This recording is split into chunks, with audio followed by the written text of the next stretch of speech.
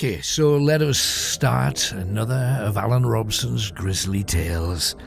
We hope you've had a good week. Let's make it a little grislier, if we possibly can. When I was small, my dad used to work for the Northern Gas Board, and one day I overheard him talking to one of his mates in the living room while I was just coming down from my room. And because I knew he would shut up the second I walked in, I stayed behind the door and I heard him tell this guy a story of what had just happened to him the previous week. My dad never spoke about his work, like he never spoke about his time in the war. He kept himself very much to himself. But this was someone else who worked for the gas board, and they were talking about a case of a guy who the neighbours had complained of a horrible smell of gas, and they had gone to the property to see what the problem was. On entering the property, they discovered that the smell of gas was being caused by a small fire that had occurred in the house. Now, how that didn't set the gas off in an explosion, I do not know. But what had actually occurred was probably one of the most grisly things I've ever heard. My dad said to this guy he had to break in with the help of the police to the property because there was no answer and nobody had seen the elderly man who lived there for about 3 or 4 days. But the downstairs to the flat were complaining about a smell of gas, and that was linked to a pipe that went upstairs to where the old fella lived. My dad went in first with the police after the police were shouting, "Hello, hello, anybody there?" And when my dad walked into the living room, he found that the old man had died and fallen face forward onto a 3-bar electric fire. Now, because he was presumably dead when that happened, I certainly hope he was, his body began to burn and cook and completely cover that fire that had eventually shorted out. His body and face had melted, and the cooked flesh was all over the place. And the thing that made it worse was that the man's dog, not being fed of course since the man died, had begun to eat the cooked corpse. And my dad said it was something that he would never forget as long as he lives. And what an awful thing. You never think that people that work for our service companies like the gas board would ever have to deal with things like that. But he did. And that got me thinking about dogs. I know how much you love your dogs. He's a member of your family. But do you know that dogs are still killing people every year? Not just biting them, killing them. Now, if you look back into history, you'll find that there are stories of rabid dogs biting people and people dying of rabies. Horrible, nasty, but it happened throughout the 16, 17, 1800s. That kind of thing went on. In India, as recently as 3 weeks ago, a man was torn apart by starving dogs that then proceeded to eat him. So let's just have a look at some of them a little nearer to home. Do you know that an 11-year-old child called Kelly was on a holiday in Scotland when she was mauled by someone's 2 pet Rottweilers? She was not just mauled, they bit through her neck and decapitated her. That happened in 1989. In Manchester, one guy was savaged to death by his own dog in his own house in Rusholme in Manchester.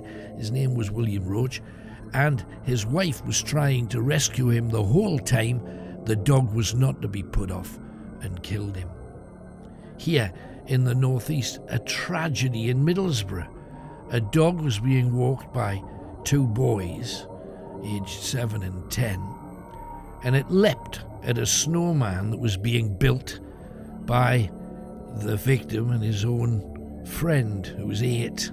The dog then attacked him, biting his neck, head, his back and his arms, bit through his jugular vein, and sadly, he didn't make it.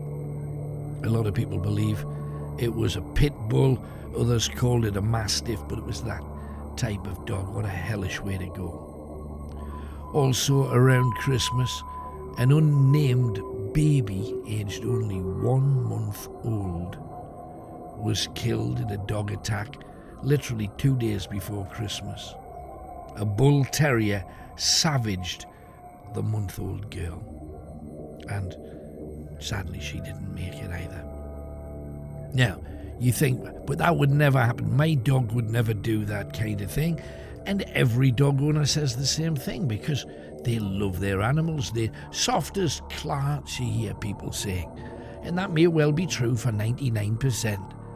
But do you ever put your child in a room with an animal? That's the question. Oh, but you can trust him. He loves the Ben, and you hear those kind of things. I hope that your dogs do. But what a choice to make, and how would you live with yourself if it didn't work out? In Cornwall, a 25-year-old, it's believed, had an epileptic fit, and the dog tried to pick her up by the scruff of her neck, the way that a mother dog would lift a puppy. There's no evidence that the dog savaged the victim, but by piercing the neck, it led to the death of the owner. In London, another man, a 45-year-old, was found dead in his house, mauled to death by his own dog after he had an epileptic fit. It must have frightened the dog, and the dog attacked and killed him. Later on, you discovered that the neighbours said that the same dog had attacked and bitten a child only a few months before. That was a Staffordshire Bull Terrier. An American Bulldog was a killer of a 1-year-old child in Leeds. Tragically, the victim's mother let in their 2 dogs because it was so hot outside. The baby crawled towards the dog and it attacked the baby, the child being pronounced dead an hour later from head and neck bites.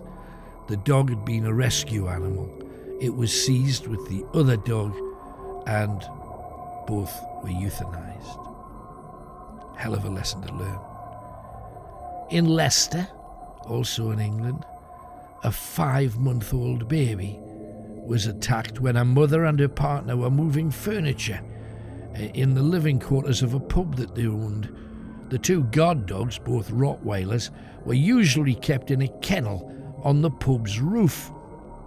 They climbed in through a fire escape door that was left open for 15 minutes, literally bit the baby and took her from her Moses basket out onto the roof, where they mauled her to death. The dogs were owned by the partner's mother, the licensee of the pub, and they were destroyed after the death. A 5-year-old was killed in St. Helens. The victim's grandma smoked 10 cannabis joints and drank 2 bottles of wine, and then thought it was a good idea to let the 75-pound pit bull into the house, where within seconds it attacked and killed a beautiful little 5-year-old girl. The dog was shot dead at the scene. It was so wild. The victim's uncle and the owner of the dog was jailed on possession of an illegal dog, banned from keeping them. The grandmother acquitted of criminal charges. Then, following the press on that, owners of pit bulls surrendered over 200 of the dogs to the police when an amnesty was offered, and those parents didn't wish to take the risk. A 33-year-old from Bishop Auckland was killed by his Staffordshire Bull Terrier. He was bitten on the elbow by this dog on the way to work. He continued going to work and died 24 hours later from septicemia. A 3.5-month-old baby in Wales was found dead by the baby's grandmother. She saw the baby and screamed, and neighbours came to see what was going on. The dead baby had severe injuries to his neck and was obviously dead. A Staffordshire Bull Terrier and a Jack Russell that had both bitten the child were destroyed. In Blackpool, Lancashire, this is all in the 2000s, up to the present date. We're not talking about like centuries ago. In Blackpool, 2 Alsatians were fighting in the backyard. 2 men went to separate them. One of the dogs leapt at him, attacked him, and tore his throat out. A pit bull killed a 4-year-old child in Liverpool, attacked in his own house by this huge dog. His grandmother tried to protect the bairn, getting hurt herself. The dog ended up being shot in the front garden by the police. It had been reported that they were breeding dogs at the house, and the victim's uncle pleaded guilty to 3 counts under the Dangerous Dogs Act and was sent to prison for 4 months. He was breeding pit bulls. The victim's grandmother admitted to keeping a dangerous dog. She got a 4-month term suspended for 18 months and banned from owning a dog again. Doesn't matter what the sentence is, the bairn was only 4.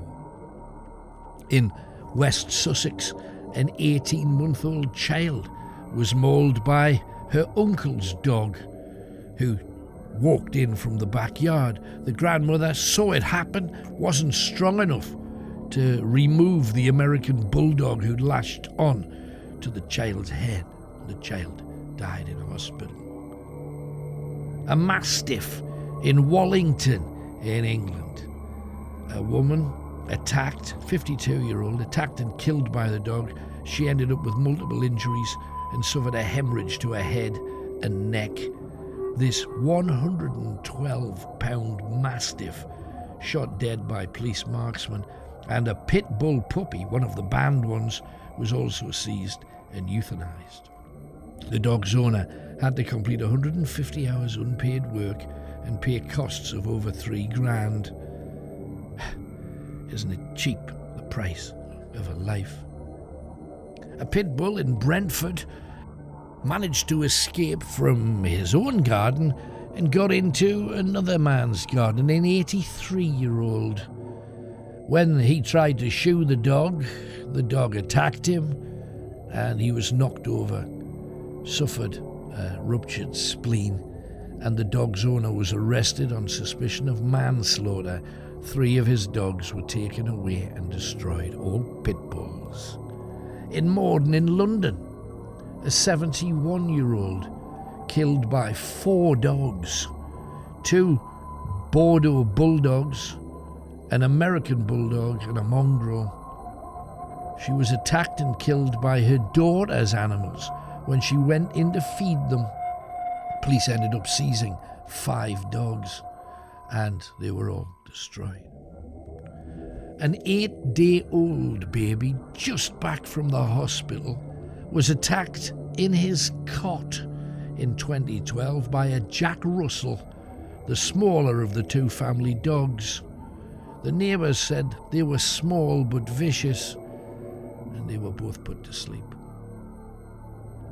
A 14-year-old little girl was visiting her friend when 4 of her friend's 5 dogs attacked her. All of the dogs were so wild and frenzied and covered with blood that they needed to be shot by the police. 2 bull mastiffs and 2 bull terriers. In 2013, a 79-year-old was attacked in his own garden. This was in May. He was having a cup of tea in the spring sun, and suddenly he was dragged around and one of his arms chewed off at the elbow. He bled to death. The 70-pound dog was so aggressive it actually bit the end of the police officer's rifle. It was shot twice and killed. A 4-year-old killed by a bulldog. They think it was an Aston bulldog, whatever that is. The 4-year-old was off school, feeling sick, and the family dog kept attacking her, going straight for her throat every time, the mother repeatedly stabbed the dog with a kitchen knife to try and get the dog off her little baby. A post-mortem revealed that the victim died from facial injuries. The dog had her head in his mouth and prevented the girl from bleeding. The family had got the dog from a rehoming centre 2 months previous. 2 pit bulls killed a man in Leeds in December 2013, and a pit bull terrier in Blackburn killed another 11-month-old baby. Quite so often it's babies. The little beautiful baby girl was attacked and killed by a 126-pound dog, a huge pit bull, as her mother lay sleeping with her boyfriend, the dog's owner. Perhaps by hearing these stories, it'll make parents think very carefully about leaving their dogs, especially with children.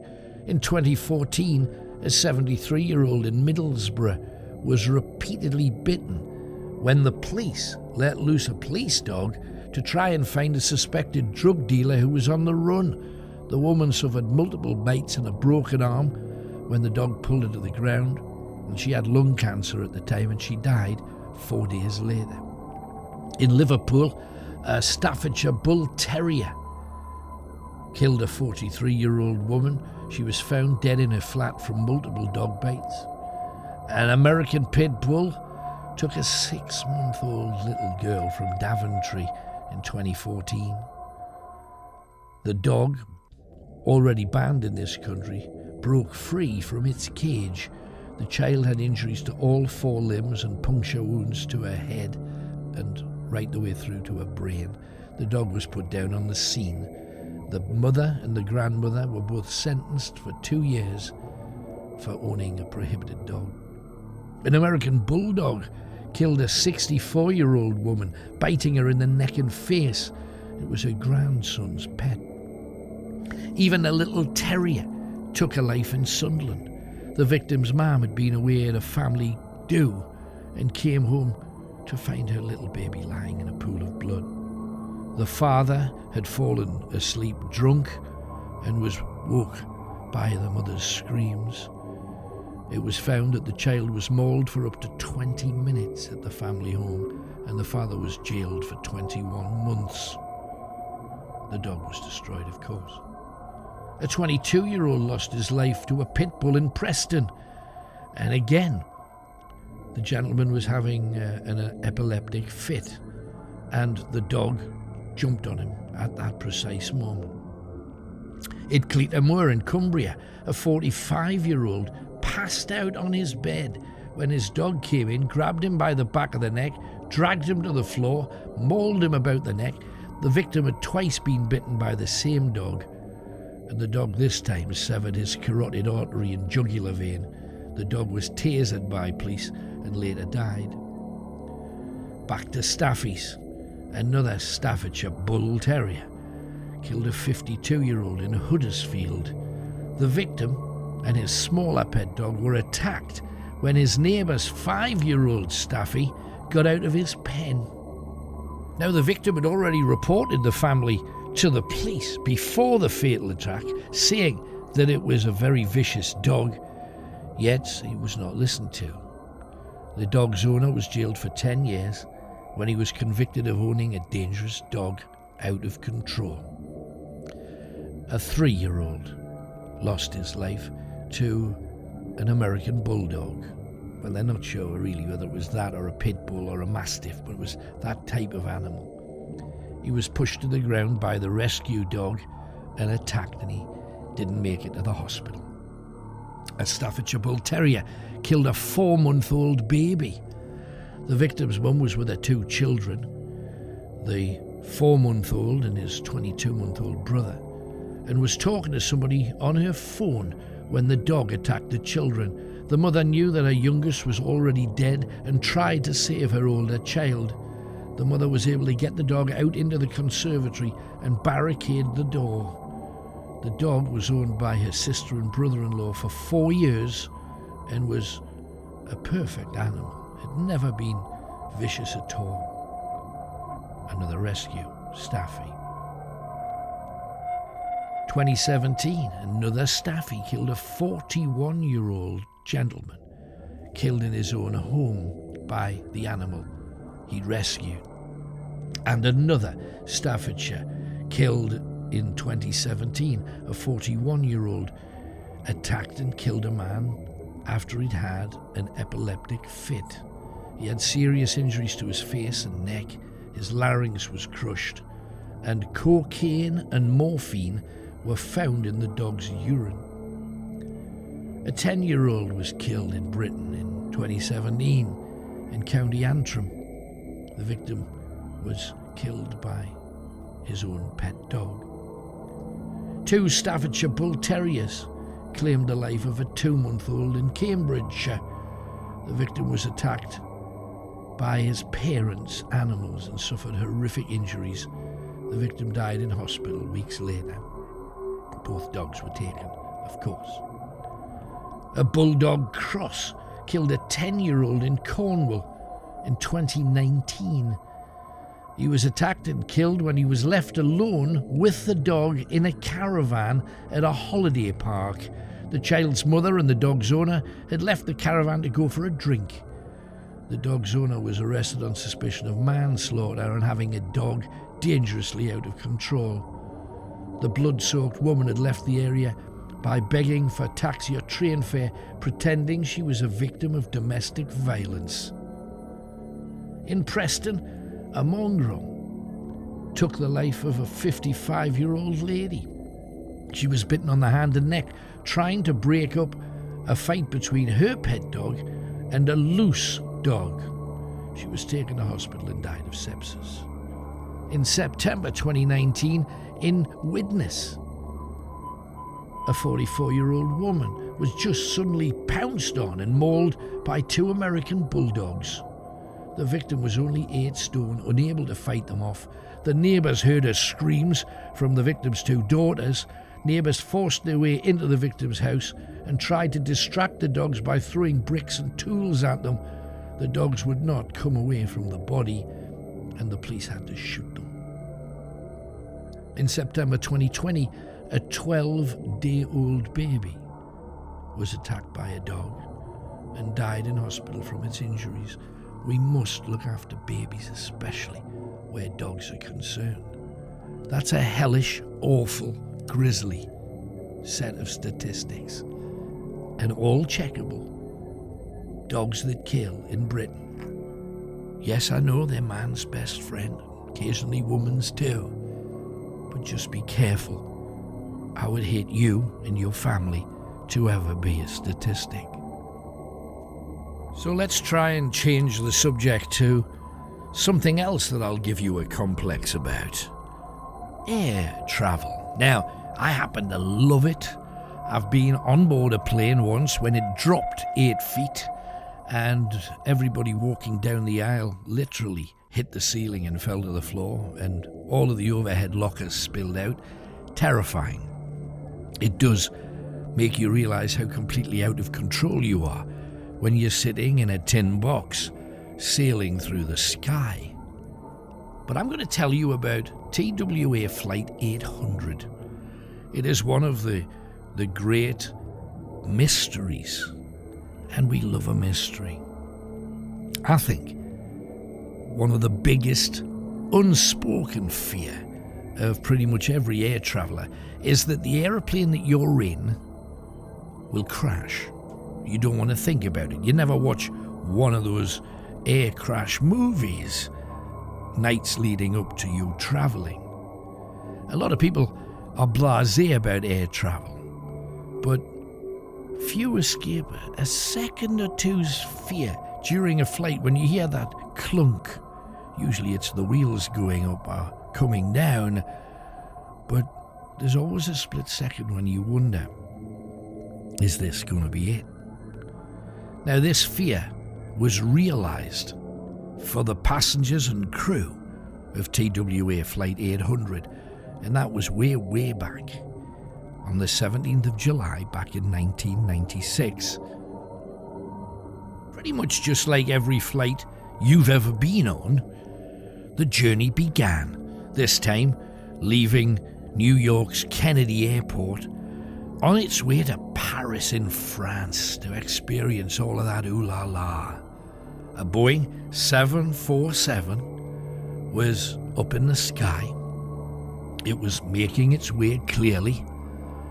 It didn't seem to have any problems whatsoever. It was only 11 minutes into the flight. People barely had time to get over that takeoff, and they were probably thinking, oh, pretty soon the aircrew's going to come along and give us a tasty treat or two, or maybe I'll get a glass of orange juice, or if you're in the posh bit, a glass of champagne. However, they never had a chance. 11 minutes into that journey, suddenly that Boeing 747 exploded in the air 10 miles from Long Island, and every single person on board that plane died. They had an investigation into it, and boats were out there collecting all the bits of, frankly, people and plane, looking for any kind of clue as to what could possibly have caused the explosion, because there was no warning to it. There was no smoke beforehand. There was nothing like that. They even managed to find the aircraft's black box recorder, and there were no signs and no evidence whatsoever that the pilots of that plane did anything wrong. They had flown that plane perfectly. So, the National Transportation Safety Board got involved, because obviously something had caused it, and they brought in the FBI, they brought in the CIA. They determined that they knew where the explosion occurred, and its center wing fuel tank had literally just gone up. Now, it arced between a couple of wires. The spark caused by that ignited the fuel. Now, aircraft fuel is volatile at the best of times, and boom, the aircraft exploded in the sky. No chance for anybody on board. So they closed the investigation down.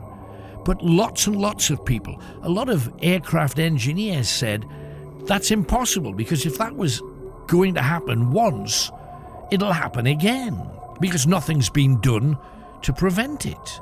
So if it was just an arcing of wires, remove the wires. Don't have the wires close enough for it to arc. It's fairly basic engineering, and they said this couldn't possibly have happened. The thing is, eyewitnesses who saw and heard the explosion say that they saw something arcing up into the sky after the flight had exploded. Now, some people claimed it could have been one of these missiles fired by a terrorist, perhaps. So, was the flight attacked? But surely if it was attacked and exploded by terrorists, they would have declared it. They would have come forward and they would have said, we did that, be frightened, be very afraid. But terrorists never came forward. There was no hint of anything like a missile or like a mark made by a missile on the airplane's fuselage.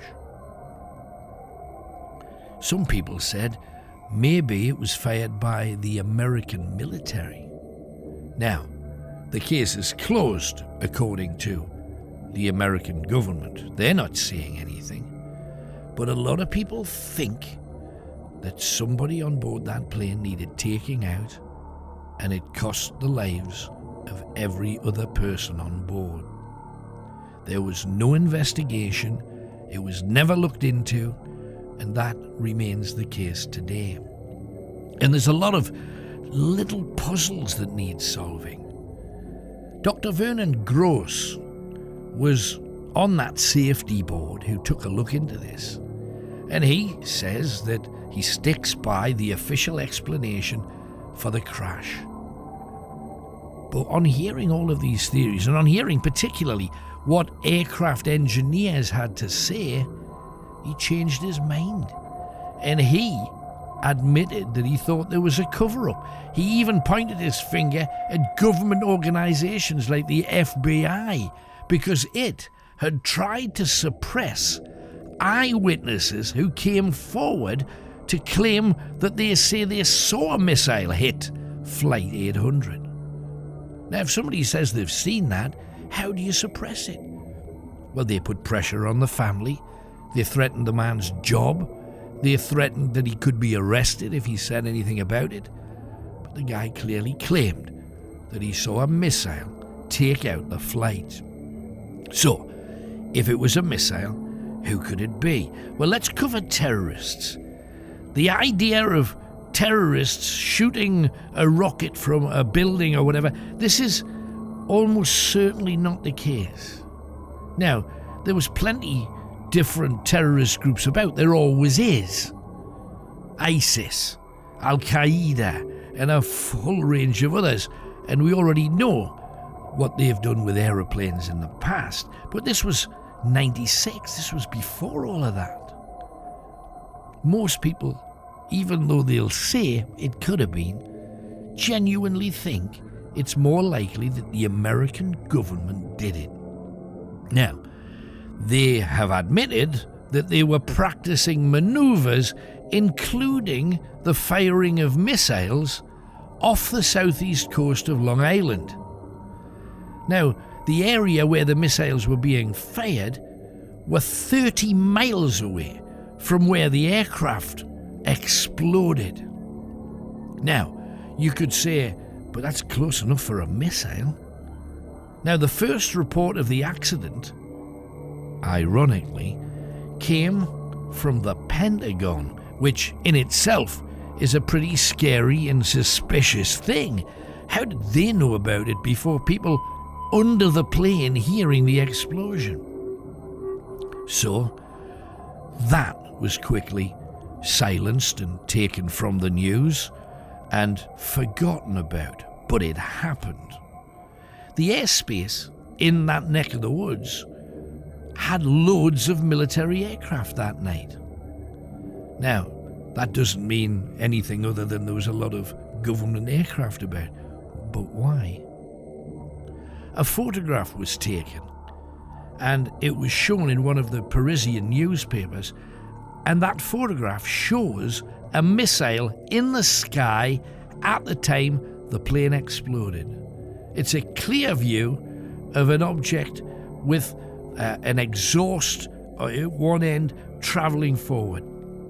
The photograph was instantly discounted by the safety board. So how many missiles were flying around where passenger planes were flying around that time? The FBI didn't even ask, didn't even look, and refused to believe any of the eyewitness reports when it was carrying out what it considered a thorough investigation. Not too thorough. Okay.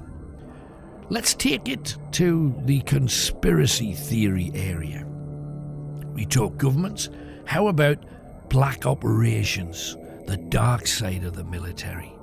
Now, they claim that there is a secret military black ops base fairly close to where the aircraft went down. They say there's an underground, top secret military Air Force base that a lot of people think was abandoned years and years ago, but is in fact still in operation and very much underground. Now, the theorists that believe in the whole black ops thing, and they do exist, there's no question about that, they say that the black ops were practicing with a new secret missile. It was aimed at a target plane, and the target plane got out of that particular piece of airspace, so the missile then sought out another target, and that target, tragically, TWA Flight 800, and destroyed it. That would explain the cover-up, and American politicians would just put that under a blanket of It's a national security issue. Stinks though, doesn't it? Let's say it wasn't Black Ops. Let's say it wasn't the government. It was knocked out of the sky. What by? If it wasn't a missile from a plane or from Earth, UFOs? Did the plane fly towards a UFO? And the UFO destroying the plane because the aircraft had spotted it? Seems a long shot, doesn't it? Now, a lot of the chatter from the air traffic control towers, they went back and they looked at them because everything's recorded there. They took a look at the flight recordings, and there's a blip on the screen, on their radar screens. They can't deny it. It's there. The blip comes from Earth, rises up into the sky, and then seems to follow the same track that TWA plane was flying in. It then moves in front of the same plane, and then you see that blip, whatever that blip was, it turns and merges with the plane, and that's when the explosion took off. A missile surely would have hit it, if it was trailing it, would have hit it from behind. But this one went all the way around to the front and merged with the plane, so the pilots would literally have seen it coming. Yet there's no sound of that on the black box recording. So, we know that something hit that plane. It was interesting that the black box recorders weren't found for a whole week. The American Navy saying, oh, the locator beacon must be broken on it. Yet when they pulled it up, it wasn't. They investigated the black box, but some of the people who investigated it believe that it was tampered with. And tampered with in a way so that the information on the black box recorder completely matched what the military was saying. Now, if you wondered why they would not admit to it, they didn't want to be sued for billions by each and every passenger and their families and the families of the crew. They would have been taken to the cleaners. So what do? Destroy the evidence, make sure there's no blame, no fault, just one of those tragic accidents where a couple of wires must have just arced and set the fuel on fire. Oh, but that'll never happen again. Maybe it'll never happen again, provided somebody doesn't fire a missile at a plane. You can see photographs from that tragic plane crash because they brought the entire fuselage out of the water. Check it out on the internet, see what you think. But let's take you to Scotland now. Love Scotland. And this one, the Isle of Lewis. The northern part of Lewis, in fact. It's an island in the Western Isles of Scotland. And it's got a really strange legend involving a man called Andy Sutherland. And it dates back to the 1200s, so it goes way, way back. Andy Sutherland was wanted on the Scottish mainland for drowning his wife Marie in a barrel of brine. He then hid her decaying body in that barrel before trying to dispose of it in a cave outside of Gretna on the west coast, near Gretna Green, where the marriage thing goes off. Now, no matter how well he'd hidden it under piles of rocks, a few local children uncovered it, and Sutherland went on the run. He travelled by rowing boat to Lewis, quite a feat in itself, and he changed his name to Cowan. He built himself a croft, known as a black house at the time, a very particular type of building, and he sought work as a fisherman, without any success at all. He then began as a self-employed forester, selling wood from the wilderness that almost covered Lewis at the time. The Black House was the main form of housing for over 1,000 years, with thick walls of uncut stone with turf in the middle, floors of beaten earth and turf with a straw thatch. Back in those days, you shared your house with any animals you may have had too. Well, Sutherland, alias Cowan, found himself another woman, Joan Hannon, and soon they were together, yet remained unmarried. As he was a mithering, twisty man, constantly moaning about his lot in life, Miss Hannon soon got sick of him and told him she was leaving. And as he'd been drinking his homemade whiskey, he was in no mood to accept his woman speaking to him like that, so raced at her and knocked her to the floor. Now, Joan was quite a hefty woman, and she leapt to her feet and hit his chin with a haymaker of a punch. This sobered him up immediately, and he jumped on her, trying to choke her. However, her neck was so large he couldn't get his hands right round it, so he knew that would be unsuccessful, so he reached for the poker from the fireplace, and he brought it down into her eye. Then leapt to put all of his weight on it, scrambling her brain. Poor Joan was dead, and blood, flesh and brain matter was spattered across the table and floor. Once again, he had the problem of disposing of another body, so he told everyone that his wife was leaving him, and he was rowing her to the mainland. So extra early one day, he put her in his cart, sitting up in case anyone saw them, and headed to the coast where his small rowboat was tethered. He paddled out to sea, and on one occasion, looking back, saw one of Joan's friends running down the beach to see her off.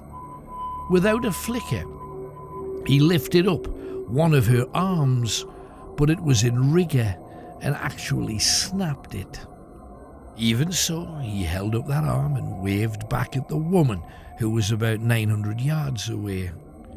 Fortunately for him, there was a little sea fret, that mist that comes in from the sea, so he was able to get away with it and able to head up the coast rather than back to the mainland where he was a wanted man.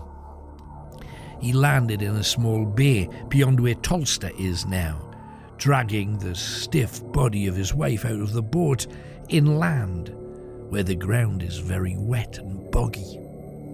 There he placed rocks into her pinny, forcing them under her clothes, and began forcing stones inside her mouth and inside her rather more intimate area, and then started stamping on her body, forcing it to sink into the vast peat bog, and then he walked away. Looking back, he knew full well that even he would never be able to find it again, and little by little, the body's weight would force it further and further and further down into the bog. So, his wife had left him. People on the island thought nothing of it. That kind of thing happened back then, as it still happens to this day. 3 years went by, and Sutherland, alias Cowan, got into a bit of a gambling dispute with another islander called Alec McKinnon, who was a landowner in his day. McKinnon ordered some of his farm labourers to sort out the mouthy Cowan. So Cowan decided to lay low for a while, taking his boat up the coast, north of Tulster again. There, he pulled his boat in close to the bog where he deposited his ex's body, and he camped between the beach and overlooking that black, sodden moor where the body lay. And in the middle of the night, he heard his name being shouted. This woke him as he was in terror of being found by McKinnon's men. Then he realized that it was a woman's voice, and this intrigued him even more. Let's face it, there's nothing more wonderful than snuggling up with someone on a freezing April night. And just then, he saw someone moving through the mist. A woman wearing all white, so much white she almost shone in the moonlight. To his disbelief, it was Joan Hannon, looking more beautiful than she ever had in life, and she was not being caught in the boggy ground. It was as if she floated over its surface, and as she neared him, her eyes appeared to look like that of an eagle, narrowing in on its prey, and he turned and ran, splashing across the peat bog, his feet sliding deeper into the mud, half falling, half wading to try to get away from that spirit as fast as he could. He then turned around to see where the woman he had killed so viciously was, and she was nowhere to be seen. He looked at the tree line, and he remembered that this point was almost exactly where he stood when he had placed a body. The silence was deafening, and he found himself breaking that silence by shouting. He shouted, "I've put an end to you! Dinna think you can frighten me!" And at that very moment, a skeletal hand reached out of the water and pulled him under. There was a turmoil under the peat for a few moments, and then all was still, as if no one had ever been there at all. The Black Moor had claimed another soul before their time. Almost 35 years later, both bodies were found. One body, totally a skeleton, was wrapped around that of the body of Sutherland, or Cowan, whose flesh was almost complete. Peat has a way of retaining flesh. It's an impossible puzzle to work out what had actually happened. Yet George Adam, a man from Northumberland, had been told by Sutherland what he had done, so pieced the story together. Even today, some claim to see the wispy figure of a large woman wearing white crossing over the Black Moor at sunset. Others to hear strange, eerie moans and voices. And as recently as August 2009, a party of tourists from Wales visited the island, and after a night in Stornoway, drove north towards Tolster. And on getting there, they dined and set off on foot to check out the coastline and the countryside, camping just off the beach, overlooking the Black Moor. Halfway through the night, the 5 people, all mature individuals, were awoken by a howling. And on getting out of their tents, they all saw a woman in the middle of the moor, and they called out to her. She stared back at them and began moving towards them, and as she got nearer, they realized she was floating. Ian Peters was one of those men, and he wrote, "I thought she was moving without actually walking, just gliding, and yet she appeared to be solid. At no point did any of us think of a ghost until she was about 10 feet from us. We could see the gown she wore. There was an apron in front of it. Then my wife Joyce screamed on seeing that one of her eyes was just a huge gaping hole into her skull.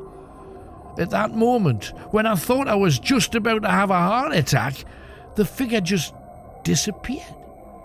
We all saw it." Now, none of them knew the legend of the Black Moor, and yet their story fits perfectly, particularly the wound that happened to the poor woman. Hundreds over the years claim to have witnessed spirit there, usually on a misty night, and usually gliding over the peat bog. So let's travel somewhere beautiful and gorgeous and warm, somewhere we can escape all of the irritations of our day-to-day existence. I'm taking you to Barbados in a story that I call Spewings from the Dragon's Mouth. Now, for all those dumb racists who seem to think that British people were created separately from the other peoples of the world, For as all intelligent people know, the British Isles was once firmly attached to Europe, and over the centuries we broke away and became a series of islands. However, the races living on those islands were all from all over, as far away as Scandinavia, Eastern Europe, Africa and Asia. So we started life as a bunch of international mongrels. And yet, on Barbados, the beginnings of this Paradise Islands population is fairly straightforward. Arawak and Caribs from tribal Central America made their way there, after some fishermen had spotted an island that seemed to be uninhabited.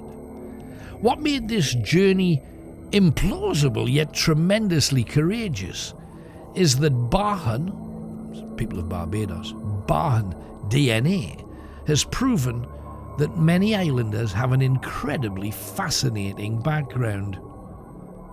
People who crossed from what is now China and Russia across a land bridge that once tied those continents together journeyed not just to North America, but down all the way to Central America, to where Venezuela now stands. Now, on reaching the super warm and fertile Southern Americas with rainforests and jungles, these people chose to live by the coast and farm both land and especially the sea, as they and their ancestors always had. This was all happening maybe 100,000 years BC. These fishermen in simple dugout canoes went fishing and also set off to find other islands and other lands on trips that would last weeks. Imagine a dugout, hollowed out canoe made out of a tree, fending off the wild sea and all it could throw at you, and all you have is a paddle and whatever you could catch to keep you alive. And yet these valiant men and women crossed oceans in what was basically just a hollowed out tree, facing gale force winds and currents that would challenge fully motorized vessels today. On the north end of Venezuela, there's a narrow sea channel called the Dragon's Mouth. Now this acts as a funnel into the Caribbean Sea and its nearest island, Trinidad. It's a dangerous and formidable passage of extremely fast-flowing water and a current that literally fires them way out to sea. So from there, they would find a strong cross-current and then ride that until land was spotted. I'm sure many must have died. After a set time, they would head back using the stars as a guide. Even then, highly sophisticated people capable of reading the heavens in a way that any of us would find as fantastical. And they spotted, finally, Barbados, a land made up of two islands that crashed into one another and merged over time. It had been a dangerous journey, taking weeks to get there, yet within months of their return to Central America, families gathered to do battle with the sea to get back there. Despite the intimidation of heading out into a huge empty sea, men, women and children carved out their own canoes and tied them loosely together in search of a new home. Soon, the island was beginning to have families, settlements, fishing villages, adventurers using the island as their latest stop-off point. The islanders' DNA proves that many are descended from those who travelled across Russia through Alaska to set up home on this glorious Paradise Island. So what happened in Central America to drive so many people into an uncertain adventure as precarious as that? Well, some believe it was tribal warfare, where existing groups were unhappy of strangers arriving and farming their resources. But one ancient Bahan legend tells of a young tribesman called Uy, who was challenged to prove himself by the elders of his village. Now, back then in Central America, there were many ways he could do this. By hunting the jaguar and wearing its skin, or to kill a shark and take its teeth for a necklace. Yet months went by, and the young man had no luck, so the elders, who had issues with the boy's family, banished him. Unable to see his parents, sisters, brothers, or friends, Uy decided he would end it all.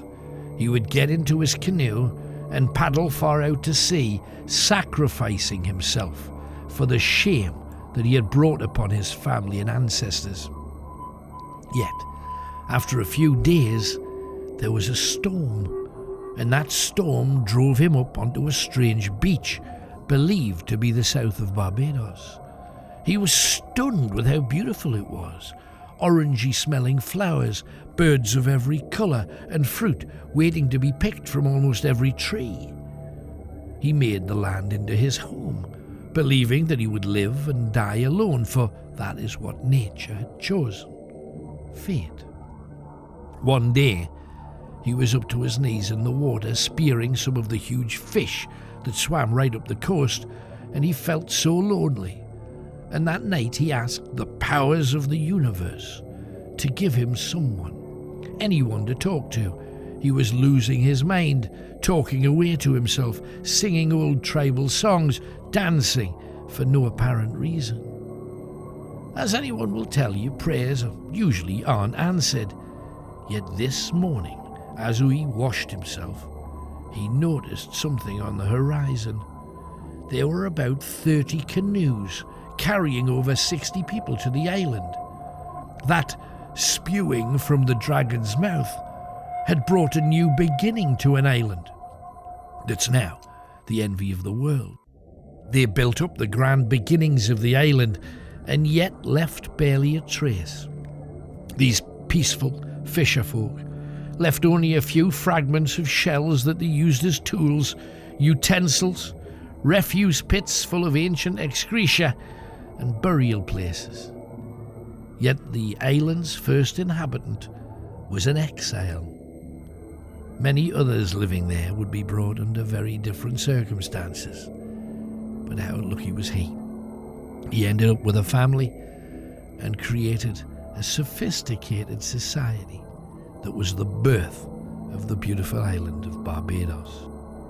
Now, it's said if you go to the far south of the island, there is a beach there where, in the evening, when the sea mist cuts in, you can see someone or something moving in the shallows. It looks like a native fishing, and many choose to believe that that's Uy. Now, we've looked over the weeks and months at serial killers, we've looked at terrorist threats, we've looked at a great many horrific ways, including that of your own pet, to take your life or the life of somebody in your family. But one of the more horrific of all of the crimes is the person who decides that they hate more than love their own family. Now, for most of us to even think about doing something like that, well, we just wouldn't. Sometimes a relationship goes bad. In my personal life, I've had people cheating on me and I've tipped them out of bed and shown them the door.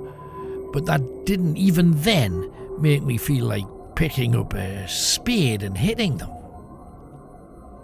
And it's not just men who do the killing. Women have annihilated their own families too. Some say it's taking power, taking control over a family that's getting out of control.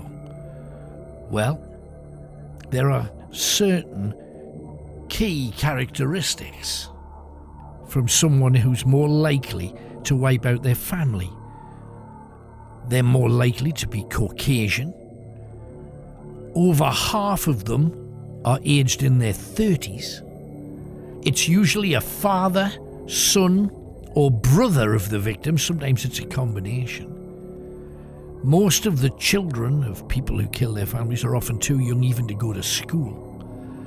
Usually these murderers have no other criminal history, not even a history of mental health, Usually they've even got a well-paying job.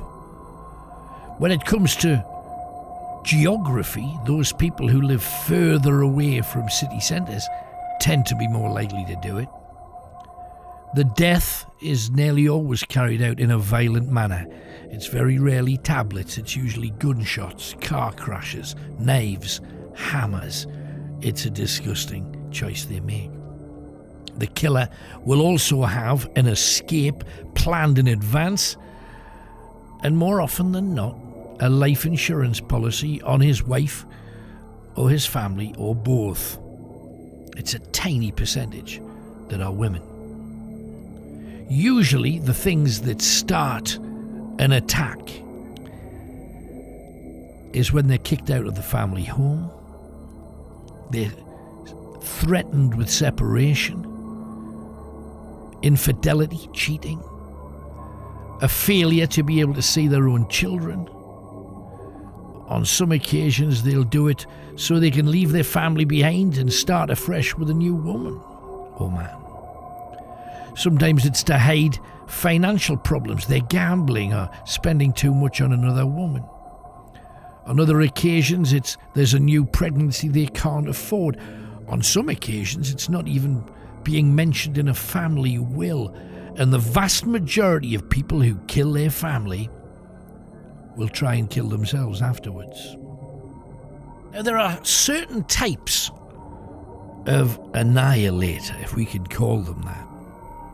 The most common one is the self-righteous sort.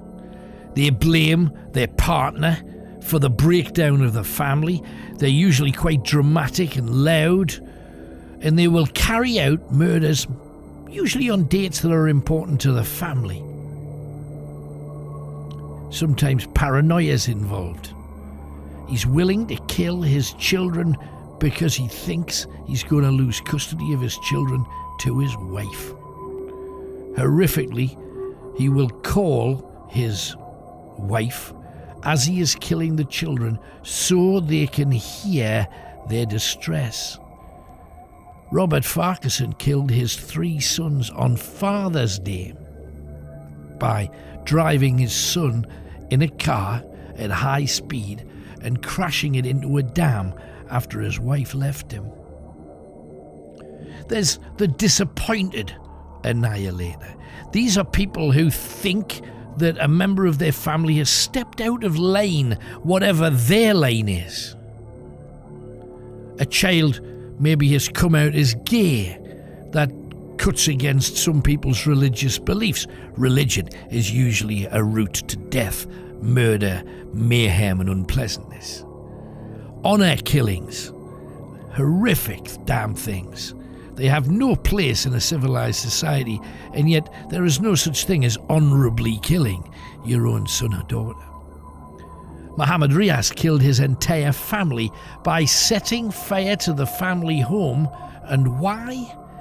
Because his daughters had become westernized. They were happy in relationships, working, doing everything right. But it wasn't good enough for him. There is the family annihilator who thinks they're super powerful. They didn't see family as something to love. They saw family as something else, an extension to the success they were having. So, as soon as success fails to happen, or they go bankrupt, or they've been having sex with a secretary and it's about to come out, well, at that point, the family no longer have a point in their life. John List killed his mother, his wife, and killed his 3 children. And why? To hide the fact that he had a few financial problems. Then we go into paranoia, the paranoid family killer. He thinks that they're being protected by him killing them, that the children were going to be removed by the legal system, or maybe he won't get access to his children after a divorce, so he has to protect them from that by killing. Christopher Watts, a man from Colorado, wanted a fresh start with his mistress, problem was, she already had a child and he had 3 children and a wife. And in his case, it was like he had it made. He had 2 beautiful daughters, Bella, who was 4, Celeste, who was 3, gorgeous. His wife Shannon, also gorgeous, was 15 weeks pregnant with a baby boy that all 3 of them had wanted. He worked for a gas and oil company. He was coining it in. However, medical bills had stacked up because his wife had lupus. They'd also filed for bankruptcy. Their credit cards were out of control. Yet he still had a job and the money was coming in, so it was sortable. However, he was sick of family life. He wanted to be a bachelor. He wanted to be free from raising children. And he believed that it was his wife and the kids that was costing him. So he started to have an affair with a co-worker. And he'd already told her that he wanted a divorce from his wife. So his wife began noticing restaurant and hotels charged on the credit card. She knew she was pregnant, her hormones were out of sight. So she didn't turn up for a prenatal appointment. People were texting her, people were ringing her. No answer was given by Shannon this day. The police eventually were called by her family, who knew he was up to something. The police searched the house and they found Shannon's handbag, her mobile phone, her car keys, and both of the children's car seats were still in the home, next to the garage door. So the police began investigating. The neighbours had surveillance cameras, CCTV, and that proved that Shannon hadn't gone out. However, the father, Chris Watt, had loaded a whole batch of big, rather looking strange packages into the back of the car. But Watts was unconcerned about his family's whereabouts. He'd unrolled the girls from their preschool to save him money. He'd set up appointments to sell the family home, and he was looking for a holiday in Aspen, according to his computer. The police arrested him on suspicion of murder. He then confessed that Shannon, his wife, had strangled the 2 girls, and he had killed her in a fit of rage. The police found the bodies of Shannon and their 2 daughters in oil tanks at the oil company where he worked.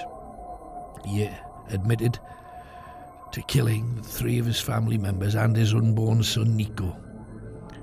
He's in prison now, sentenced to life without parole. A simple situation. All he had to do was leave home and sort it out in the courts. But he looked for the simple way of doing it, which is always far from simple. Let me tell you about a couple more of these creatures who kill their own. It's horrible that anybody should. Now, a little earlier I mentioned Robert Farquhar, his name was. He was in Australia. He killed his entire family to punish his wife because she moved out and found a new man. He killed all 3 children. He was drunk. He and his wife had separated and he hadn't took it well.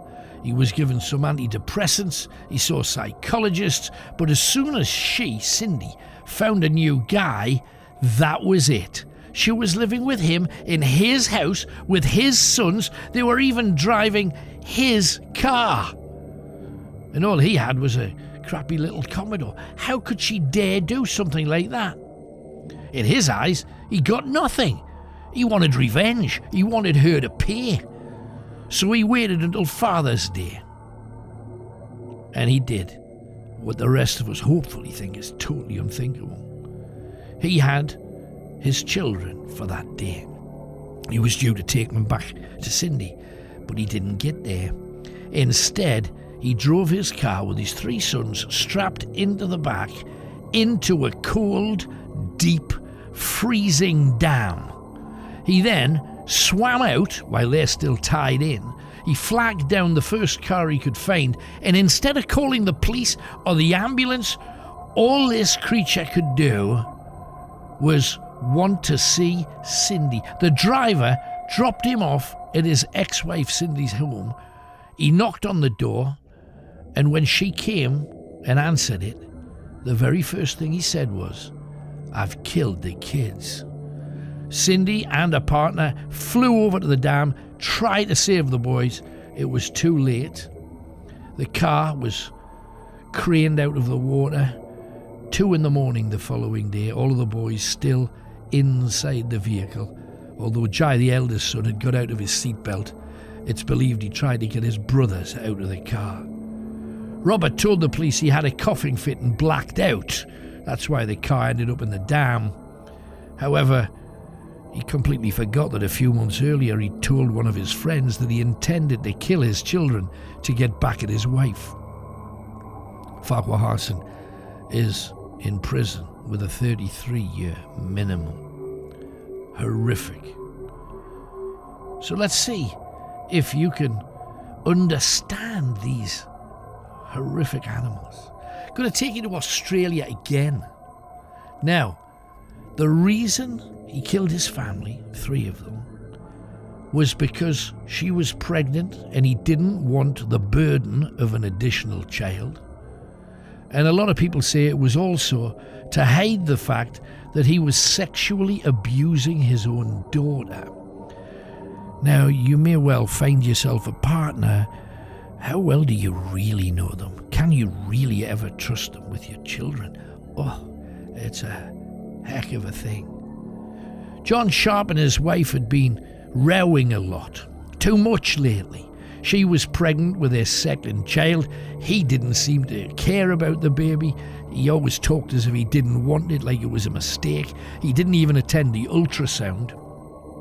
And when Anna told him the sex of the baby, he seemed totally disinterested. He'd struggled with the birth of their first daughter, Gracie, a few years earlier because the baby had hip dysplasia, which meant she had to be strapped into a corrective harness. This made her irritable. She cried far more than even a normal baby would. She had trouble eating, trouble sleeping. They had to get professional help, and it was expensive. John, at this time, was disillusioned with his wife. She was the boss. She wore the pants. And his child did nothing but cry. The last thing he wanted was another child. So he decided to take care of the whole thing. He went down to a local fishing supply store. And because he couldn't buy a gun, he bought a spear gun. Said he was going to go snorkeling and underwater fishing. He spent hours in his own backyard firing the gun, practicing, learning how it worked. He'd never shown any interest in spearfishing before. He wasn't even a particularly good swimmer. And then in March 2004, the couple had another big fight. Usually just before going to bed, where you've got that awful, annoying, quiet, and you feel like strangling one another. So he got up, got the spear gun from the shed, she thinking he'd just gone to the toilet, walked back into the bedroom with the spear gun and fired a spear into his wife's brow. The weird thing was, she didn't die. So John needed to reload a second spear and fire that into Anna's head. This one killed her. He covered her body with towels, and then, instead of getting it out the house, he went to bed on the sofa bed downstairs. The next day, as normal, he took Gracie to daycare. When he got home, he tried to pull the spears from his wife's skull, but could only remove parts of them. He then buried her in the backyard, and he went back to the fishing supply store to buy more spears. It was almost a week later, when John had put little Gracie to bed, he had a few drinks. That gave him the courage to reload his spear gun again and fire it into little Gracie's skull. She screamed, so he went running back to the garage to grab the 2 spears he'd removed from his wife, fired both of them into little Gracie, but she was still alive. So he pulled out one of the spears and shot the spear again into her head until she stopped crying. He put her tiny body into a garbage bag and got rid of it at the local station. He then pretended that Anna had taken Gracie and gone off with a brand new man in her life, a secret love. Anna's family was suspicious because it wasn't like her never to call. Then, Anna's mother received a bunch of flowers from Anna with a note. Her mother knew something terrible had happened. It was completely unlike her. It wasn't even written in the way that she would write things. 2 months it took the police to start an investigation looking for Anna and Gracie. And finally, after a host of police interviews, he admitted to killing Anna, her unborn child, and her daughter Gracie. John Sharp told the police she was moody, she was irritable, she was controlling. The marriage was loveless. So instead of just divorce, he committed horrific crimes. Some police believe that Sharp killed Anna because she uncovered the sexual abuse of Gracie by him. The bodies were recovered. Sharp was given 2 life terms. He remains in protective custody due to all of the other prisoners threatening to kill him first chance they could get. Let's have another. It's an incredible thing to learn how and why these creatures do their thing. In California, in the States, Scott Peterson wanted to start anew with a new girlfriend he'd got. His wife, pregnant with their unborn son, and him thinking, how can I possibly afford to keep a mistress when I'm going to be paying not only for a wife but also for a little child? A child that he didn't particularly want. She was 8 months pregnant. She went missing just before Christmas. It was actually Christmas Eve. Her husband said that he had left to go fishing in Barkley Marina. He told other people he'd planned to play golf on Christmas Eve. And he said that when he left home, Lacey was about to take the dog out for a walk. Later that day, the dog was found wandering around the neighbourhood with a leash attached to it, but without any sign of the woman supposed to be walking it. So he came back later that day. There was no sign of his wife, even though a car was still parked outside the house. So, about 5:15, he called his mother-in-law and Lacey's stepdad, who then called the police. The police arrived to find the dining room table fully set for Christmas, Lacey's purse, her keys, the sunglasses she always wore. Remember, this was a sunny part of the world. And then a search was begun. Apparently, she just went out walking the dog, just didn't come home. So after a few weeks, when she still hadn't returned, a member of the public called Amber Frey rang the police. She couldn't understand why her boyfriend, Scott Peterson, was on the television in billboards looking for his wife. Peterson had told her that he was single. He also told her he was over in Paris. All of this while Scott was attending a memorial service for his wife. The police had Amber tape a number of phone calls with him, trying to get him to confess to the murder of his wife. She fully cooperated with the police, and she recorded, hard to believe this, just over 27 hours of calls between them, all the time trying to not let him know that the police were going to be listening to it. In April, the remains of a male fetus was washed up on a beach near where Scott Peterson had been fishing. The next day, the partial remains of a woman washed up. She had been decapitated, She had no arms and she had no legs. But DNA would later go on to prove it was his wife Lacey and their unborn son Connor. Peterson was arrested and they found out that he had changed his appearance. The police thinking he was going to try to run. He had with him camping equipment, 4 free pay mobile phones. He'd grown a goatee, he'd dyed his hair blonde, but he was charged with their murders. And yet, not a single bit of forensic evidence was ever found. It was overwhelming circumstantial evidence that put this creature behind bars. The fact he had a girlfriend who knew nothing of his wife, the fact he went fishing on Christmas Eve when she disappeared, with the contents of the taped phone calls. And Peterson had also taken out a $250,000 life insurance policy on his wife.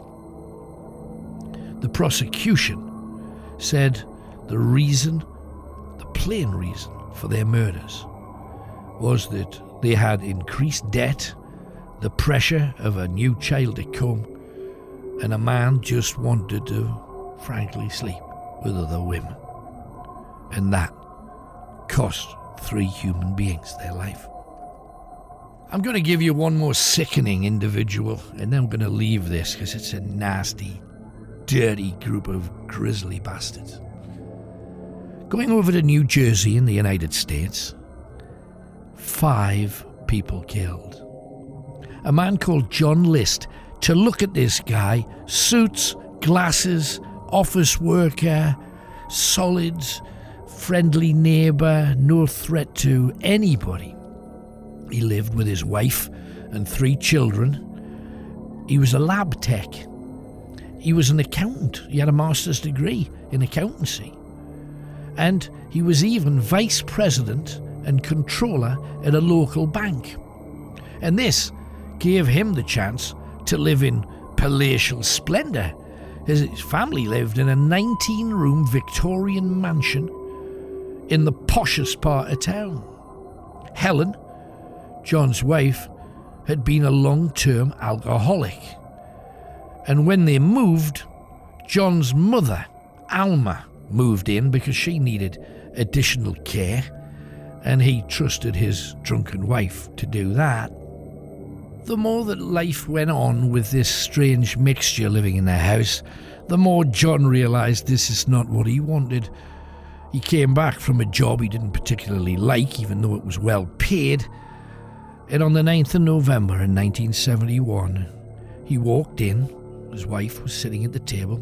He walked up behind her and shot her in the back of the head. When his mother came in shouting, "What the hell have you done?"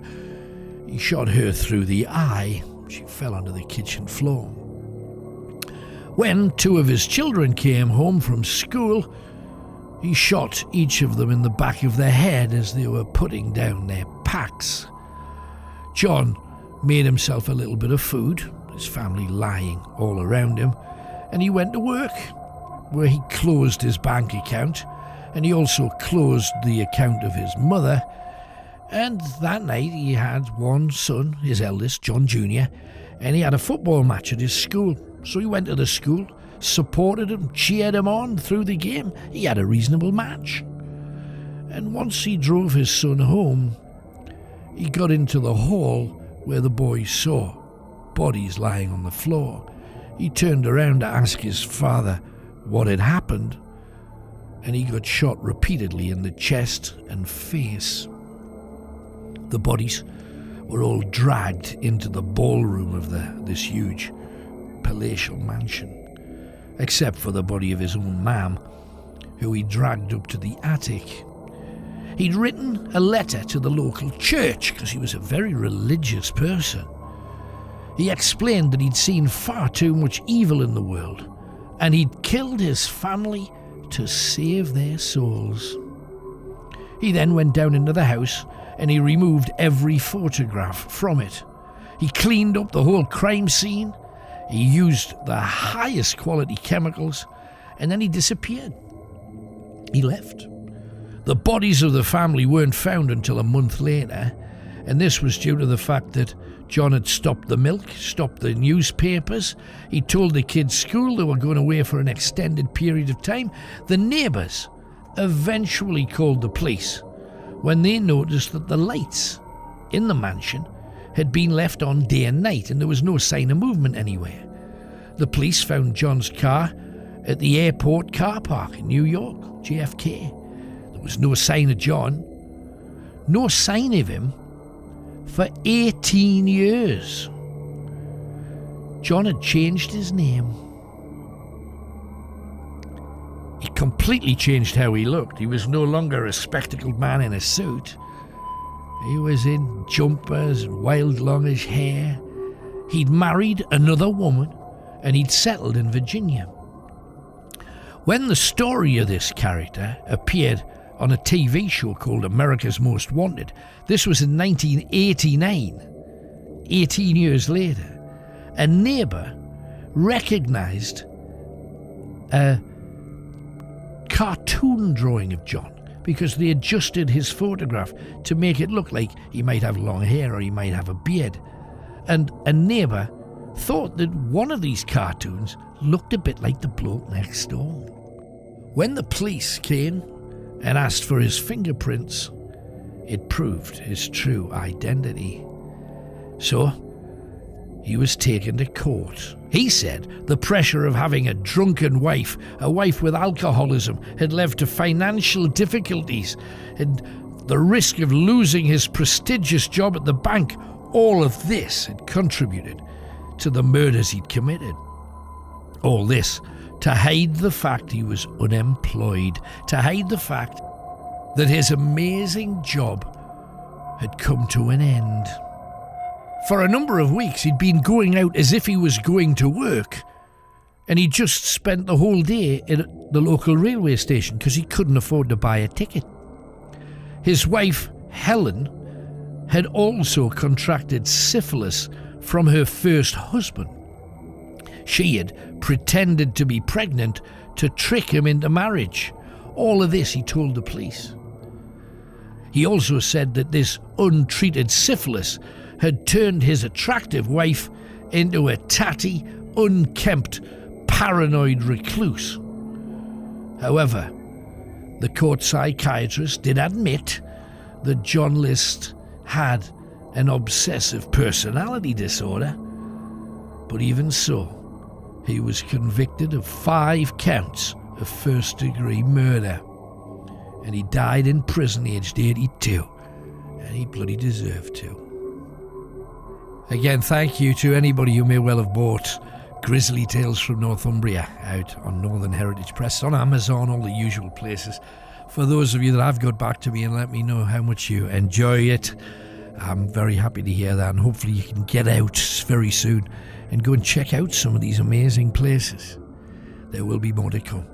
Keep your eyes peeled, and I thank you for your time and the honour of you buying something of mine. Don't forget, robsonsworld.com is full of adventures for you if you care to partake. Switch the lights off and have yourself a true audio adventure. There's not anything like it anywhere across the web, so good luck, I hope you enjoy. Going to take you now to Northern Ireland though, and something that's known as the French buffet of Ballymena. Now in the 1100s, the Normans, who'd already conquered England, William the Conqueror and all that, they decided they wanted the full set. So they sent their armies across to Northern Ireland, creating a huge Mott and Bailey castle on almost every hill, so they always had somewhere to defend. They also tried to make allies, creating earldoms that were given to local supporters. Now, not everybody liked the idea of turning traitor for cash or turning traitor for land or territory. One Ballymena man called Desmond Dick decided he would gather local men and form a brigade to challenge the Normans. The French decided that an example had to be made of this man. His men were slaughtered in a battle near where the Ballymena town hall currently stands. Dick was arrested and placed in a metal cage on the green in the centre of the town. They say he lasted almost 150 days because he was being sneakily fed by locals. So finally, the French placed armed guards around him to discourage the practice. Yet locals would hurl bread, sausage and pastries at his cage and then run away. The rain kept him hydrated, so then they placed a cover over the cage so no rain could reach him. 33 horrific days later, Dick died. He was left to decay until his bleached bones could be seen beneath his ragged attire. Most locals hated the Normans because they took over so easily, and many a plot against them was foiled by traitors, paid well by the rich French king. But one plan that did work, leading to a very famous battle labelled by one Irishman as Frenchy's Final Buffet, and the name stuck. Yet it did take an alliance between the fighting Northern Irish, the Uí Fionn, and the Scottish. In 1315, King Robert I of Scotland, that we all know as Robert the Bruce, sent his brother Edward to invade Ireland, where the Normans were not nearly as established as they were in England. And from a hillside 5 miles, 8 kilometres south of Ballymena, Edward and his Irish generals watched as the Normans gathered near Tonybrack. Both armies could see one another, but many of the French had recently landed from England. Others had marched for days just to get there.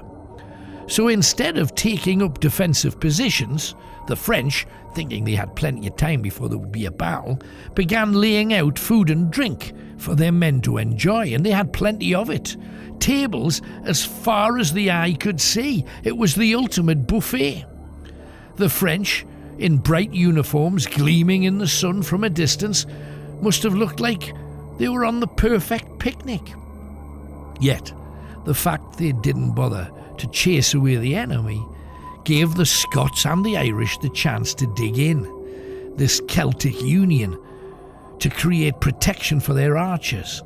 They had a safe exit strategy should they need it, to get away in a hurry. The French, by this time, were totally full, many drunk, stumbling around, some of them totally unconscious with the drink. From the opposite hill, the Scottish and Irish generals could see these people stumbling around.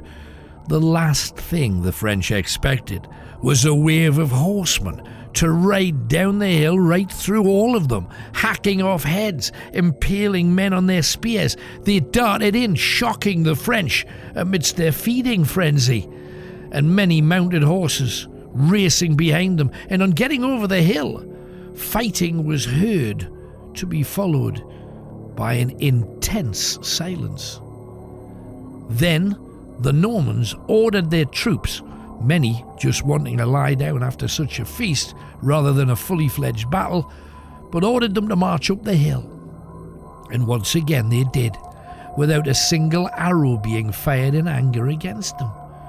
This time, the Norman military leaders were sure that the sound of battle beyond the hill's brow would be that of a total victory for the highly trained French. But this time, only one man, covered head to toe in blood, appeared at the top of the hill. He was screaming something, but to them at the bottom of the hill it was just noise, he was so far away. Then, a young Scottish boy, whose job it had been finishing off the wounded enemy, walked towards the French general. The bairn was half his size, yet with one single thrust of the young boy's sword, the man was down. He then picked up his Norman helmet, put it on, turned his back on the entire remnant of the Norman army, and walked back up the hill, over the hill, and gone into the wilderness. Many of the Norman troops from England were now already dead, so they called up the Irish regiments. The Norman leader, Richard de Burgo, had his elite troops. He was the Norman Earl of Ulster, and he ordered his loyal, and paid for, Irish troops to line up in readiness for a mass assault on the Scots and the loyal Irish positions. And up they raced, with cavalry on both sides, a tactic often used by the French. Their horses soon resembled hedgehogs, they had so many arrows in them, the French knights falling heavily from their saddles and with their armour on, unable to move on the ground. The Normans ordered their archers to fire back, but their enemy had barricades and the woodland to protect them. Some died, but not many. In fact, the French fired so many arrows that the Scots turned the barrier around and used their own arrows against them.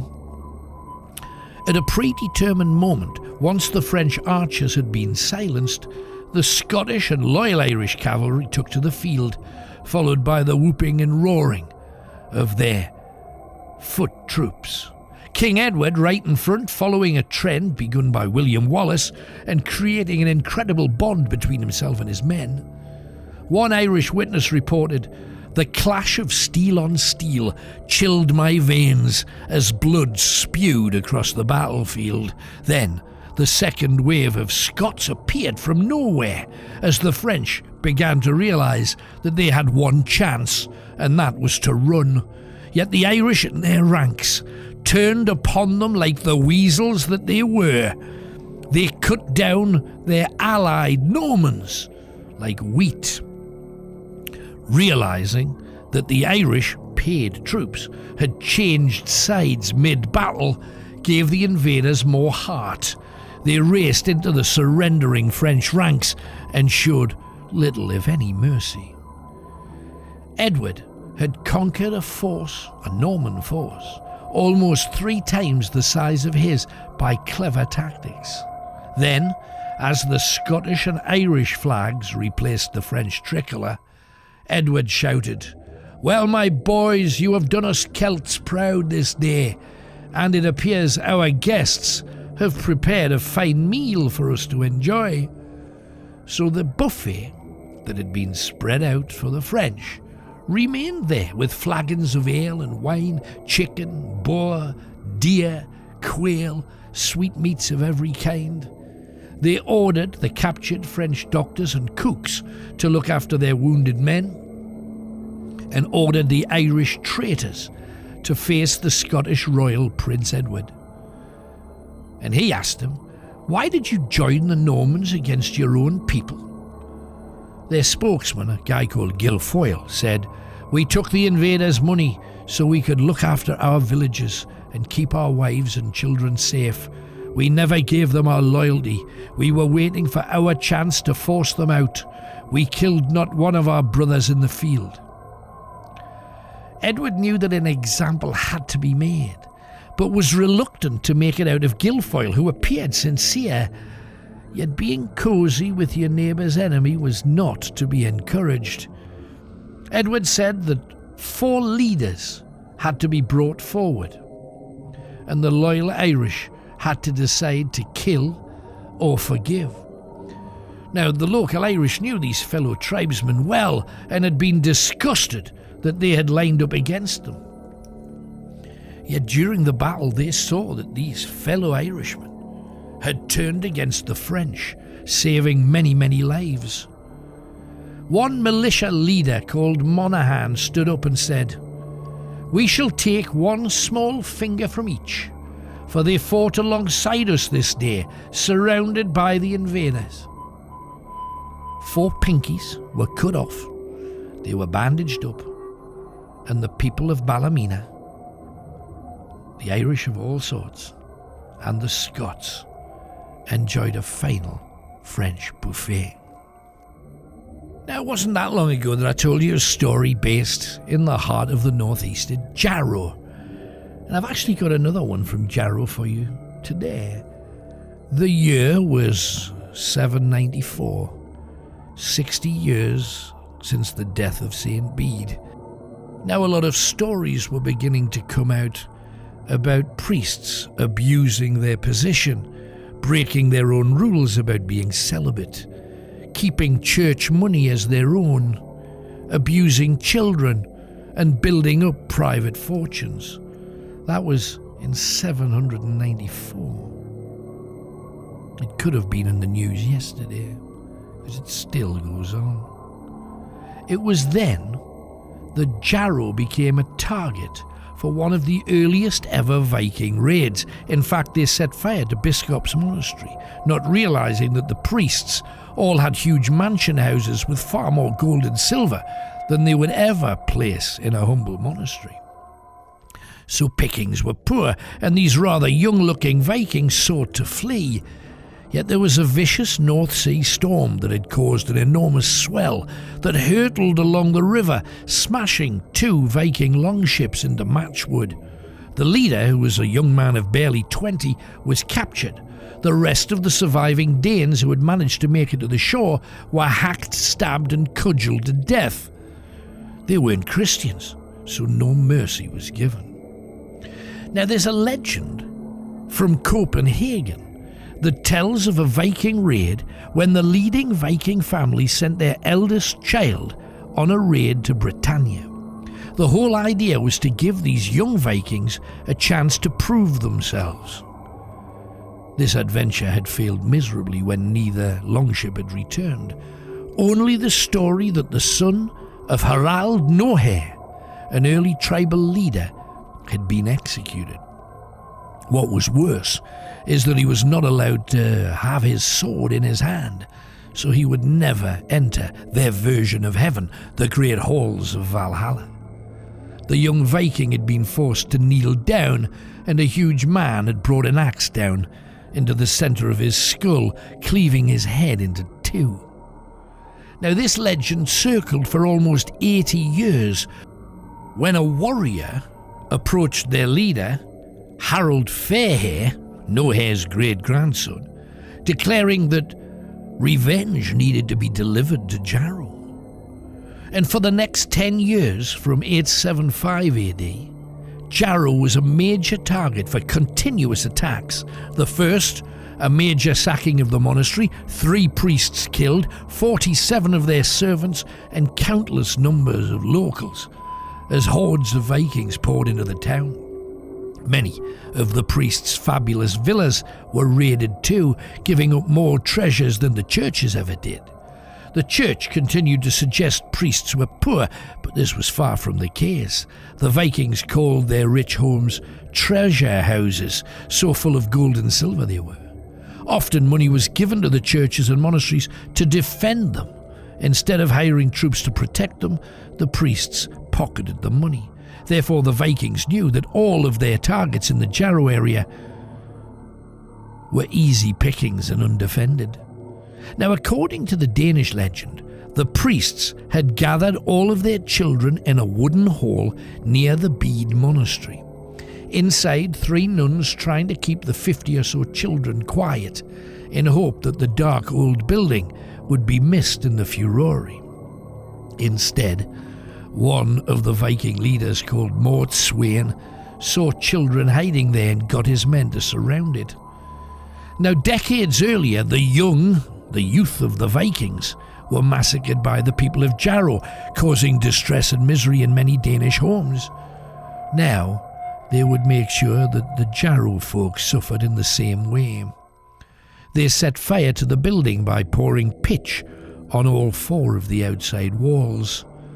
Those who ran out, literally on fire, were ignored and allowed to burn to death at their feet. Not one child or nun survived. This was considered their vengeance. By 866, the Vikings had conquered all of the northern peoples. They had established a capital in Jorvik in York. Now, miraculously, St. Bede's bones were never stolen by the Vikings, who were pretty keen on destroying any Christian symbols. Christ to them meant rich priests abusing children and abusing their positions. Yet a sexton called Aelfred of Westoe pinched St. Bede's bones. He was a well-known hoarder, that means thief, of religious relics, claiming to have part of Jesus' cross, although he'd never visited the Holy Land. He buried Bede's bones with a few bones that he had that he said belonged to St. Cuthbert. Since then, they've been moved to a Norman cathedral where they remain to this day, and they tell everybody they're definitely St Cuthbert's bones, they're definitely St Bede's bones, they're definitely a bit of the cross. And obviously, if this thief said, obviously true then, isn't it? Because a thief wouldn't lie, would he? Over the centuries, literally thousands of people have claimed to see the Jarrow ghost children. Fleeting, small, dark shadows that you hear and see from the corner of your eyes, your ears. The sound of little ones playing, and occasionally people having their sleeves tugged. Hilary Badcock of Jesmond said in 1958, "I visited Jarrow to see my sister, and we walked through Druitt Park. It was dusk, and I saw children climbing trees, and I shouted, 'Be careful, don't fall!' They didn't seem to hear us, and they were wearing strange clothes. We walked over only for them all to disappear right in front of us. We ran home. I don't believe in ghosts." Or I didn't. In 1970, a doctor called Doherty from Palmer's Community Hospital was told by a patient that he'd seen the ghost of a little girl sitting outside a Jarrow Hall. The girl had spoken to the person saying, "I think I'm dead." At that, the figure evaporated. So Dr. Doherty, who was fascinated by the esoteric, persuaded 2 nurses and a colleague to hold a ghost vigil outside the hall. At first, no one was really taking it seriously, until a nurse shouted, "Look, over there!" In the distance, as if appearing from a door they could not see, came the figure of a little girl in tatty white clothing, her head bowed, but she was less than 30 feet away from all of them. As the doctor and the others walked towards them to get up close to the child raised up her face. Everyone screamed, and one of the nurses passed out because the child's face was burnt into a congealed mess of flesh and bone. A horrific sight, so horrific even doctors and nurses had all leapt backwards and then cautiously moved back towards the girl. And as he did, she vanished. He returned over 60 times, and on regular occasions saw the same girl, usually witnessed by people he took with him, and on 3 subsequent occasions, exactly the same image of that congealed face. The backstairs of Jarrow Hall is one of the busier areas, people having seen monks and heard singing. Druitt's Park has a catalogue of spectral children singing and playing, sometimes choral music or monks walking and chanting. This area was also an anti-aircraft position during World War II, and it was said that the gun emplacement there shot down at least 3 German aircraft. And then Bede Monastery has a history of a ghostly monk. So there's plenty for you to see there, if you should choose to pay it a visit. Now, a little bit earlier on we were talking about the horrific things that people do to their own families. You could kind of put this next little feature under that same heading. But we're just talking about funerals. I don't know about you, but I've been lucky enough not to have to go to too many. I did have to organise one, which was quite traumatic. In fact, I was involved with organising 2 of them for my mother and my father. And a lot of it, in my opinion, isn't very good. The religious ones that I've been to has all been about the religion and nothing about the person concerned. Oh, he was a great man, and if he was here today, I'm sure he would say that Jesus says, and you go, whoa, he was not remotely religious. He didn't really believe in Jesus, so why are you bringing him into that? For my mum, I had a lovely lady by the name of Carly Fay. She offered a ceremony that didn't involve God, and it was beautifully done, and I'm very grateful to that lady. What would you want for your funeral? Do you want something catered to a belief system? To be all about God? I would rather have it all about the person who's passed, because it's them you're there for. You're not there for any propaganda from any particular faith. And I hope you get the chance to have whatever kind of funeral that you want for you and yours when the time comes, because there is nothing more certain than sooner or later we shall all peg it. I just want to tell you about a few different types of funerals so that maybe you've got a bit more choice. Perhaps you want to follow in the footsteps of the Berawan tribe. They live in Borneo. Their recently dead relatives are put in large earthenware jars, and then as the skin rots and begins to fall off the dead body, they drain off all of the nasty bodily fluids through a hole in the bottom of the jar, and it goes down a tube usually made out of bamboo. The dried body parts are then taken out and put in a much smaller receptacle, because we're about 2/3 smaller once all of the liquid's gone. The big jars are considered too valuable to waste on a body, because they can also be used in the kitchen to keep your wine and all your liquids in, you see. So they put the body in a smaller jar and just leave them there. You don't have to bury them. They're in a jar. They're not doing anybody any harm, in the same way that some people keep ashes of their loved ones. In other cultures, funerals, and I kind of agree with this, should be a chance for you to celebrate the life of the dead, rather than to mourn the fact they have gone.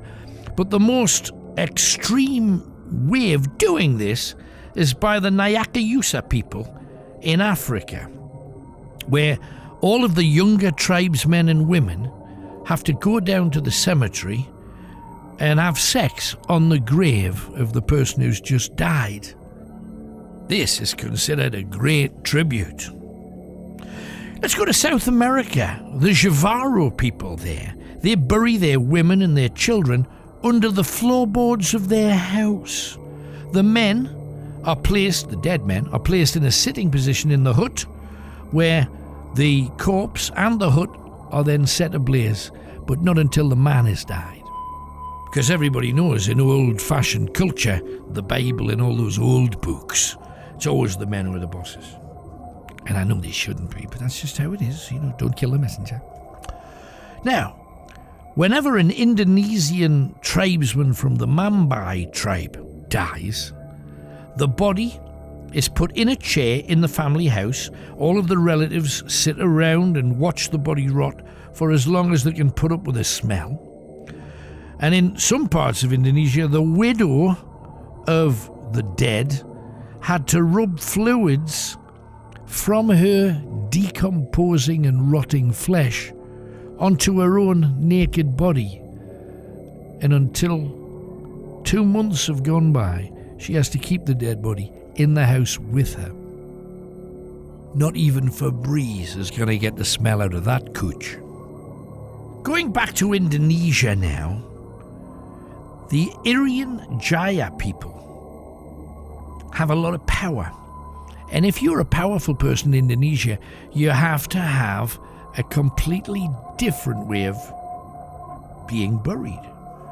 They're put onto a slowly smoking fire for about 6 to 7 months.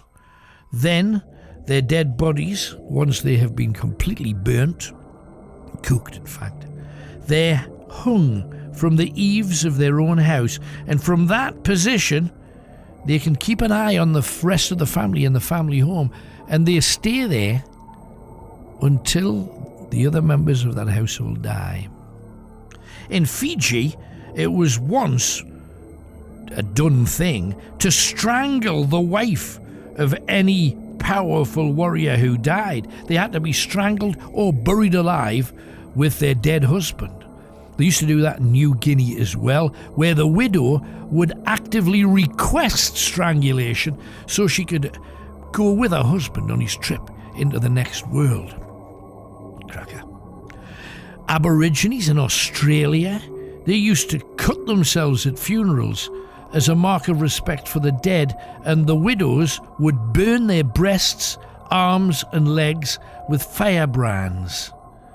Now and then things would get out of hand, and some of them would be so badly burnt they would die too. The Maasai tribesmen in Africa used to leave their dead relatives out in the open for hyenas to eat. And if you want to go on to robsonsworld.com and check out my search for the Yeti, it is worth doing. You will hear wild animals feeding on the dead bodies of relatives up in the Himalayas. We've travelled the world bringing you the wildest phenomenon. Check that out. Keep mentioning New Guinea because there's cannibals there and pygmies and all kinds of stuff even to this day. And the Miami headhunters of that place, they never bury their dead. Their bodies are put on platforms to rot in much the same way that Native Americans used to do it. And female mourners at the funeral would smear themselves with excrement that comes from the dead bodies, put their hand in the dead body's crack, pull out excrement, lovely, and smear and cover their own bodies with it. It was the ultimate mark of respect. And let's end in the United States of America, where the Americans seem to be a bit more squeamish than even we are. Because we sometimes will leave a body on a table, a coffin open. People can go up and kiss the dead body. Some say it's a mark of respect. I had to do that with an auntie once, and I found it nasty and quite weird for a little boy. Go up and kiss your dead auntie. No, I'd rather not have done it. But the Americans seem to try to get out of the unnecessary, distressing parts of death. And this has been taken to the obvious final conclusion in places like Santa Fe in New Mexico and right the way up the west coast in California, where the corpse is not allowed to be at the funeral. They go off and bury the body, then the funeral happens. This way they don't have to bother with facing up to what death is really all about, and they can just have a nice afternoon. Well, we hope you had a nice grisly tale or two today. Don't forget robsonsworld.com. I would advise you to go on the adventures and check out the wide variety of stuff that's there waiting for you. We've got a lot more to come and many, many changes in a brand new year. Thank you for being with us. And from me, Alan Robson, God bless you, and I wish you well.